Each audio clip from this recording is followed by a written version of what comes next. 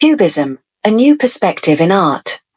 Cubism, one of the most revolutionary art movements of the 20th century, emerged in the early 1900s through the collaboration of Pablo Picasso and Georges Braque.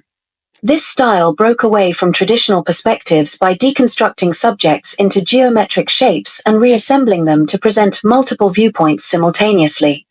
Cubism challenged the idea that art must replicate reality, focusing instead on how objects could be perceived in new, abstract ways. The movement is divided into two phases. Analytical cubism, characterized by monochromatic tones and intricate fragmentation, and synthetic cubism, which introduced brighter colors and collage techniques. Iconic works like Picasso's Les Demoiselles d'Avignon and Braque's Violin and Candlestick exemplify this transformative style.